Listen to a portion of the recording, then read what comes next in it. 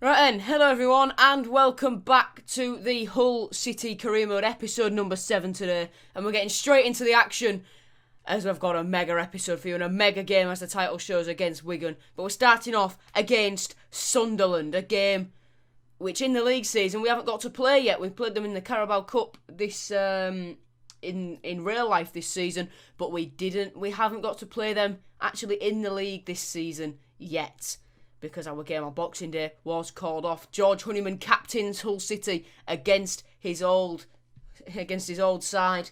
Greg Docherty's dropped to the bench as well in this game in favour of Dan Batty.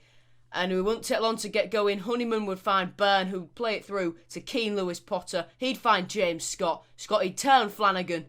And he'd keep going, he'd keep running, he'd find a gap to shoot, and he'd put it right in the bottom corner. Lovely, lovely finish from James Scott. He does a Pierre-Emerick Aubameyang-esque backflip to celebrate as well. We'd have to wait until the 66th minute to get our second one. Dan Batty, what a finish! What a finish as the corner's whipped in by Jack Byrne and Jacob Greaves heads it down. The finish by Dan Batty is absolutely phenomenal. I haven't got a replay of it because this episode's so action-packed. But oh my word, what a strike from the academy graduate. Dan Batty, what a finish. He could never do that in real life. I don't think he's ever shot for Hull City in his life. But what a finish that was. And after a little bit of a Sunderland slip-up, Malik Wilks would make it 3-0 in the 81st minute after Jack Byrne's shot was saved. Sunderland tried to clear it, but only cleared it right into the path of Malik Wilks, who cut inside like James Scott did and just found space to shoot on the opposite side of the penalty area. And that would do it. That would do it for this Sunderland game. And what a rollercoaster it was.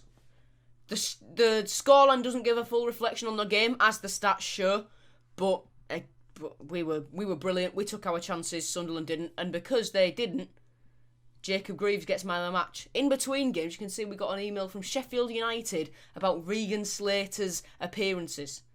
Now, Slater, I couldn't mind if he was on his way back to Sheffield. He was never going to be a crucial player for us in this first season because he's so low rated and he hasn't got the potential of a James Scott, of a Keane Lewis Potter, those sorts of players.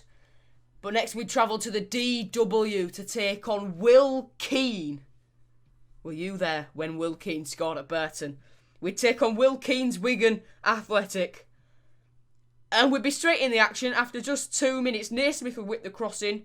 Greaves would head it clear from Embleton. Embleton would get it back and he'd hit the bar. Greaves would head clear. What would Palmer do? He'd find Will Keane. He'd be snuffed out by George Long. Then 3 minutes later, we're charging up the left wing with James Scott. He cuts inside and he hits the bar. And can Malik Wilks turn the header in? No, he can't. Jack Byrne heads down to George Honeyman, who is tackled, but he wins it back. Byrne looking to make a move. Doesn't happen. Embleton finds Palmer and Wigan are on the break now. Palmer plays a brilliant ball over to Gavin Massey, who latches onto it, keeps it in.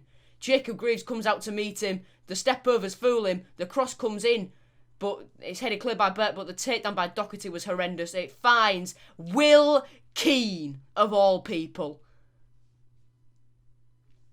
Of all people, it's Will Keane who gives Wigan a 1-0 lead. And Gavin Massey and Darnell Johnson forward from centre-back absolutely buck wild for the former Manchester United. And lest we forget, Hull City, man. Nice of him to show us a lot of respect in his celebration there. Cheers, Will. Gavin Massey whips it in again, but this time Greaves does get clear. Reece Beck looking for the ball out to Docherty, but it's too far in front of him. Viv Otterbor has it. He plays it to Palmer, back to Viv Solomon Otterbor, who slips it in at the near post, through the legs of Josh Emmanuel. And George Long can't get down there.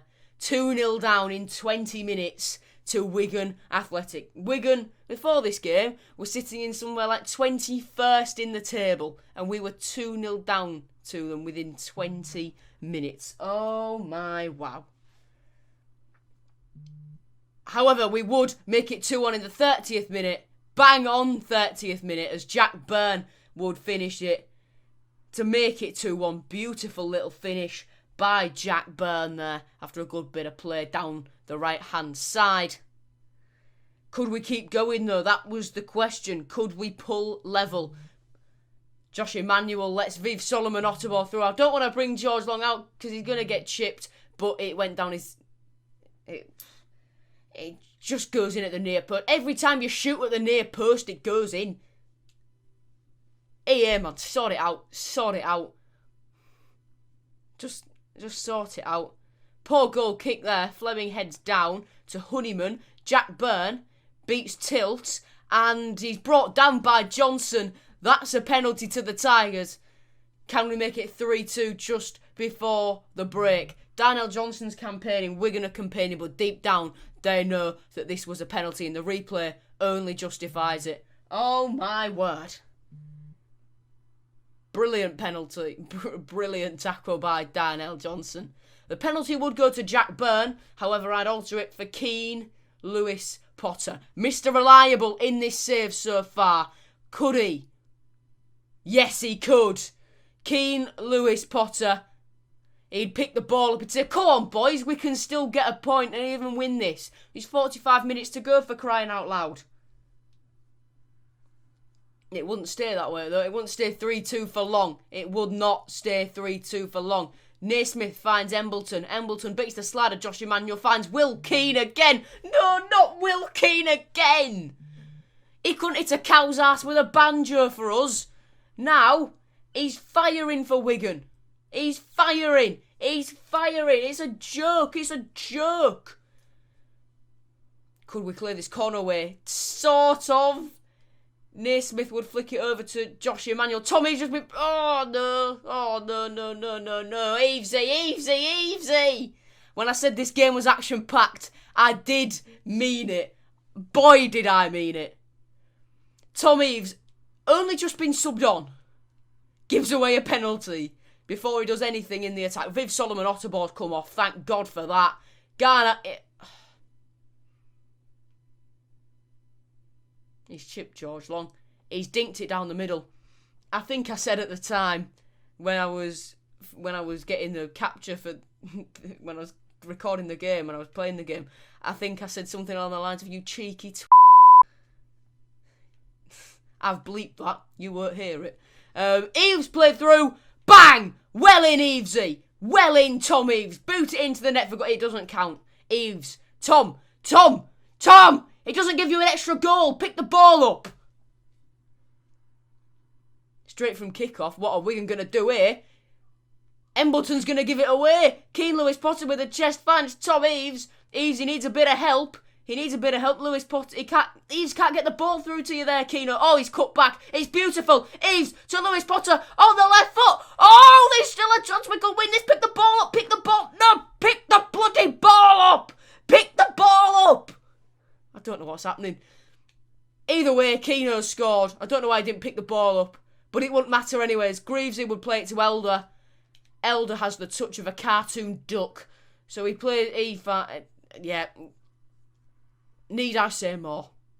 And the cameraman's on the pitch. Sky Sports would not allow that. He said, no, Mr. Cameraman, you stay on the sidelines. Anyway, you can see we did deserve to lose the game. But we'd have to bounce back. After that roller coaster, I was hoping for a bit of a calmer affair in the third and final game of today's episode, where we'd face not AFC Wimbledon, Accrington Stanley. Who at 10? Exactly. At the KCOM, unchanged 11, because I have faith in these boys. And we'd get going straight away. Long plays it to Fleming in the 12th minute. Fleming looking for a ball. He can't find a ball. Oh, yes, he can. There's Jack Byrne running through. Jack Byrne finishes it at the near post. Beautiful finish by the Irishman. And my word. That's skill. That is skill. I'm talking about the balancing on his hands. The goal was average. Nah, both were very skillful. You wouldn't see a player doing that though, would you? On the pitch after taking a 1-0 lead against Accrington Stanley. Would we make it 2 though? Burn finds Honeyman. Honeyman looking for James Scott is cut out by Perrott. Connolly gives the ball straight back to Honeyman. He finds Doherty and Malik Wilks. 1 touch, that's all he needs. 1 touch is all he needs. Falling in love with me. I'm going to stop there. Malik Wilks makes it 2-0. Wow. And it would be 3 not too long afterwards as Wilks would play through. KLP. Lovely finish on the right foot into the bottom corner. And he flexes. He says, "Oi, James Henry, I know you're ahead of me in the goal scoring charts, pal. But you're not better than me. You're old and grey. What a tackle by... Oh, he's given a penalty. Are you joking? Greaves got the ball there. That's very harsh on the lad from Cottingham. That's so harsh. That is very, very harsh indeed. He did get the man, but he got the ball before. Come on, ref. Cut him a bit of slack. Anyway, Bishop would step up to take it. He'd score it. 3-1, heading in to the break. That won't be the end of the action, though. Do not worry your little head about that.